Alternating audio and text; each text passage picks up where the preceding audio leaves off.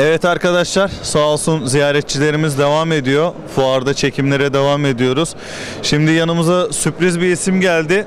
Arkadaşlar bu abimize iyi bakın. Biz bu 212 pratik atış takımını kurduğumuzda formaları yaptırmak için birçok kişiyle görüştük.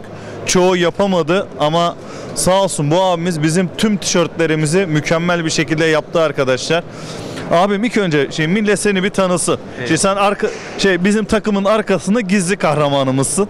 Seni ilk önce bir tanısınlar abi. Kenan Yazıcı, 82 Trabzon doğumluyum. İstanbul'da 97 yılından beri eşofman ve forma imalatı yapıyoruz.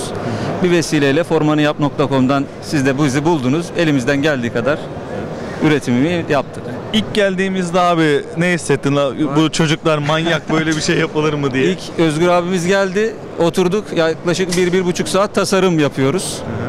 Yapıyoruz, bozuyoruz, en sonunda güzel bir şey ortaya çıkardık. Evet, ama onlar hepsi senin sayende Eyvallah abi. yani biz işimizi sizinle beraber güzel yapmaya çalışıyoruz. Allah Allah. Çünkü senden aldığın tişörtü Cumhurbaşkanı'nın baş danışmanına verdik, Eyvallah. Bakan Bey'e verdik, Gençlik Sporu Bakanı'na, Emniyet Genel Müdürlüğü'ne Hepsini sosyal verdik. medyadan da takip ettik. Çok güzel. Ya bayağı bir harbiden kaliteli. Eyvallah. Bir de arkadaşlar biz şimdi ağırlıklı yazın yaptığımız için eğitimleri, kışın biliyorsunuz yer ıslak olduğu için dolu tüfekle ayağa kayıp düşer diye biraz parkurlu olduğu için yazın yapıyoruz. Ve tişörtlerin şöyle bir şeyi var. Klima kol dediğimiz bir kumaştı değil mi abi? Evet, klima kol. Kolay kolay terletmiyor, seni rahatsız etmiyor, üstünüze yapışmıyor. Harbiden o konuda bayağı bir kaliteli. Tebrik ederim abi. Elimizden geldiği kadar da devam edeceğiz. Ne yapacağız? Fuarı gezeceğiz şimdi. İnşallah. Şöyle Çok bir güzel. güzelliği var Özgür.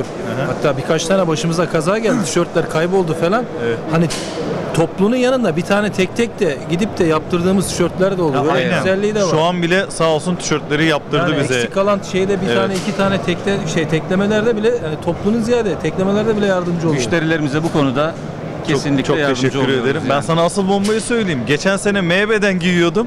Şimdi L'ye döndü. M olmuyor. Bildiğim body gibi duruyor. Sağ olsun rica ettim. Yaptı bize. Yetiştirdi 2-3 gün içerisinde.